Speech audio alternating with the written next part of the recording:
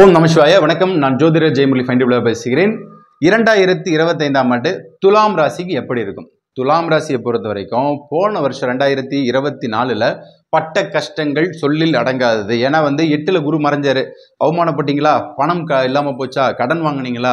கணவன் மனைவிடையே சண்டையை வந்துச்சா? எல்லாத்தையும் பஞ்சாயத்தை பார்த்துட்டீங்க. ஸோ இப்போ இவங்களுக்கு அதுலேருந்து அப்படியே முற்றிலும் மாறுபட்ட ஒரு விஷயத்தை தரக்கூடும். 2025ஆம் ஆண்டு உங்களுக்கான ஆண்டாக இருக்கக்கூடும்.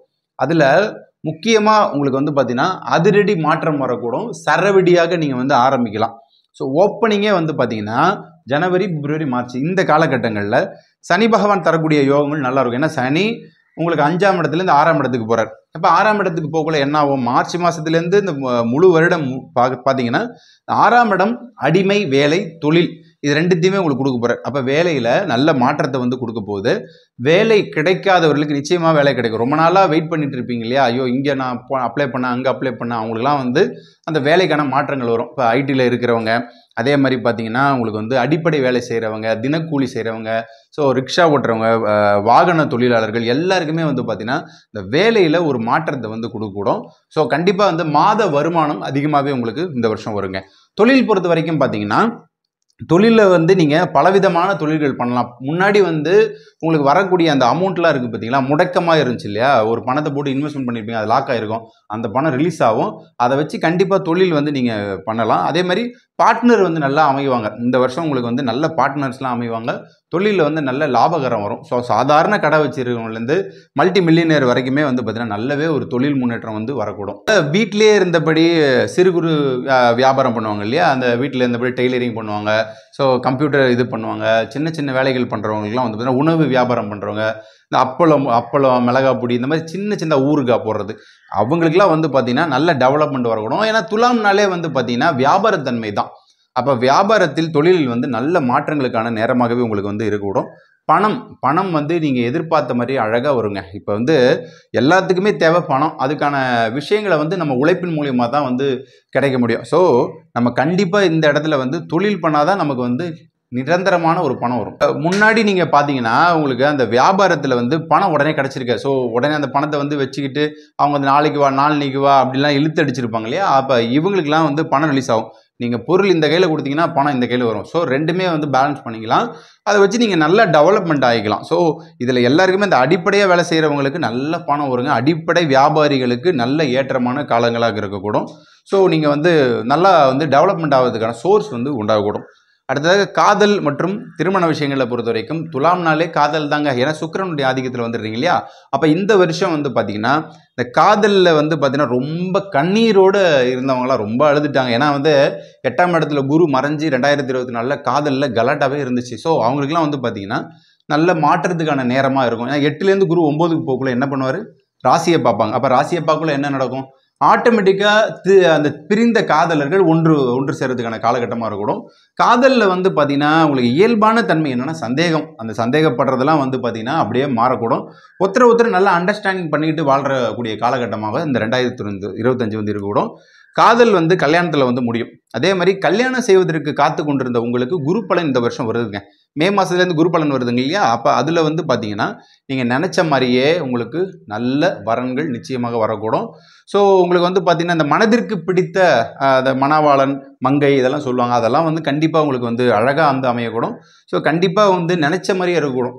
எல்லாரையும் கூப்பிட்டு சாப்பாடு போடணும், எல்லாருக்கும் சந்தோஷமாக இருக்கணும். உங்களை கிண்டல் பண்ணவங்க, கேலி பண்ணவங்கெல்லாம் பார்த்தீங்கன்னா வயசாயிடுச்சு, உனக்கு கல்யாணமே நடக்காதுன்னு சொன்னவங்களுக்குலாம் கல்யாணம் நடக்கும்.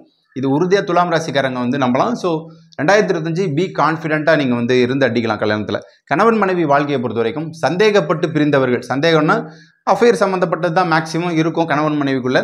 அதே டைமில் உங்களுடைய பண பிரச்சனைகள் இருந்துச்சு. நீ எவ்வளோ சம்பாதிக்கிற, நான் இவ்வளோ சம்பாதிக்கிறேன், உங்களுக்குள்ள ஈகோ வந்துருக்கும் இல்லையா?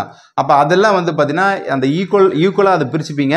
ஸோ குழந்தைகளுடைய எதிர்காலத்தை மையம் கொண்டு கணவன் மனைவி ஒன்று சேருவீங்க. குறிப்பாக பார்த்தீங்கன்னா இவங்க குடும்பத்தில் இந்த மாமியார், மருமகள் அவங்களாம் அண்டர்ஸ்டாண்டிங்குள்ளே வருவாங்க. முன்னாடிலாம் நிறைய அந்த மிஸ் அண்டர்ஸ்டாண்டிங்கில் இருக்கும். இப்போ 2 பேரும் புரிஞ்சுப்பாங்க. அந்த வீட்டுக்குள்ளே அண்ணன், தம்பி, மாமியார், மருமகள் அந்த சண்டையெல்லாம் கண்டிப்பாக மாற்றங்கள் கண்டிப்பாக உண்டுங்க. வெளிநாடு வேலையை பொறுத்த வரைக்கும் துலாம் ராசி அன்பர்களுக்கு நல்ல மாற்றங்கள் உண்டாகக்கூடும். எப்படி உண்டாகக்கூடும் அப்படின்னு பார்த்தீங்கன்னா 9ஆம் இடத்துல வந்து குரு வரார். அப்போ மே மாதத்துக்கு அப்புறமா உங்களுக்கு வெளிநாட்டில் வந்து பார்த்தீங்கன்னா கண்டிப்பாக வந்து வாய்ப்புகள் உண்டாகக்கூடும். இங்கே நீங்கள் கஷ்டப்பட்டு இருக்கீங்கன்னா உடனே வெளிநாட்டுக்கு போகணும் ஆசைப்படுறவங்களுக்கு கண்டிப்பாக வெளிநாட்டில் வந்து வேலை கிடைக்கும். குறிப்பாக வந்து துலாம் ராசிக்காரங்க வந்து பார்த்தீங்கன்னா இந்த மலை பிரதேசங்கள் கடல் பிரதேசங்கள்ல அதிகமாக இருப்பாங்க. இந்த நியூசிலாந்துலாம் வந்து துலாம் ராசி தான். நியூசிலாந்து, யூகே, அதே மாதிரி பார்த்தீங்கன்னா இஸ்லாமிய நகரங்கள் கூட துலாமில் தான் வரக்கூடும். அதாவது பார்த்தீங்கன்னா அதிகமாக கடை வீதிகள் கொண்ட நகரங்கள் அப்படின்றத வந்து கண்டிப்பாக இந்த துலாம் தான் வரக்கூடும். அப்போ துலாம் ராசிக்காரங்களுக்கு கண்டிப்பாக ஃபாரின் வந்து வாய்ப்புகள் உண்டாகக்கூடும். வெளிநாட்டில் இருக்கிறவங்களுக்கு தொழில் புதியதாக ஆரம்பிப்பீங்க, வருமானம் வந்து கண்டிப்பாக கூடுதலாக வரக்கூடும். ஐடி அண்ட் சாஃப்ட்வேரில் இருக்கிறவங்க துலாம் ராசிக்காரங்களுக்கு நல்ல மாற்றங்கள். ஏன்னா 6ல் வந்து உங்களுக்கு சனி பகவான் போறார் இல்லையா, 6ஆம் இடத்துலனா நம்ம என்ன சொன்னால் அடிமை வேலை, ஒரு நிறுவனத்தில் போய் வேலை செய்கிறது. அப்போ அந்த நிறுவனத்தில் வந்து உங்களுக்கு வந்து நல்ல வருமானம் வரக்கூடும். இப்போ ஒருத்தவங்க வந்து ஒரு விப்ரோவில் இருக்கிறாங்க, உடனே டிவிஎஸ்க்கு போவீங்க. டிவிஎஸ்ல இருக்கிறவங்க வந்து வேற கம்பெனி, இந்த மாதிரி கம்பெனி ஷிஃப்டிங் மாறக்கூடும். அதே டைமில் வெளிநாட்டுக்கும் நீங்கள் வந்து பயணம் செய்வதற்கான ஏற்ற காலமாக இருக்கணும். மன அழுத்தம் நிச்சயமாக குறையக்கூடுங்க. நிறைய அந்த பெண்களுக்கு வந்து பார்த்தீங்கன்னா பிரச்சனைகள் வந்து அதிகமாக இருந்துச்சு. போன வருஷம் 8ல் குரு இருக்குள்ள பகையானாங்க. ஆஃபீஸில் இருக்கிறவங்களே வந்து பார்த்தீங்கன்னா இந்த சண்டை போட்டு அந்த அந்த உள்ளுக்குள்ளே இருக்கிறவங்களாம் ஒரு பஞ்சாயத்து பண்ணியிருப்பாங்க இல்லையா, அதெல்லாம் அப்படியே மாறக்கூடும். நல்லா இருப்பீங்க.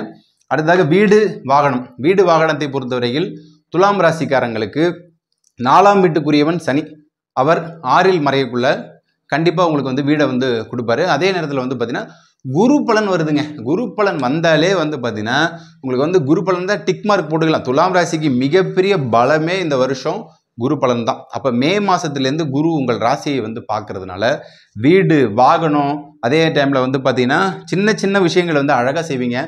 பெண்களுக்கு குறிப்பாக வந்து நகை சம்மந்தப்பட்ட குரு நகை வாங்குவீங்க. குழந்தைகளுக்கு வந்து ஆடை ஆபரணங்கள் இந்த மாதிரி நிறைய வந்து இன்வெஸ்ட்மெண்ட் பண்ணீங்க. வங்கியில் வந்து புதுசாக அந்த பணம் சேர்க்கறது, சிறு சேமிப்பு திட்டம்லாம் சொல்லுவாங்க இல்லையா, அதெல்லாம் இந்த வருஷம் உங்களுக்கு வரக்கூடும்.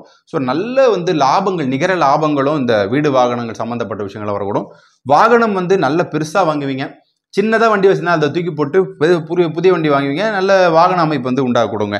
அடுத்ததாக குழந்தை விஷயங்களை பொறுத்த வரைக்கும் பார்த்தீங்கன்னா உங்களுக்கு நிறைவான பாக்கியமான குழந்தை வந்து உண்டாகக்கூடும்.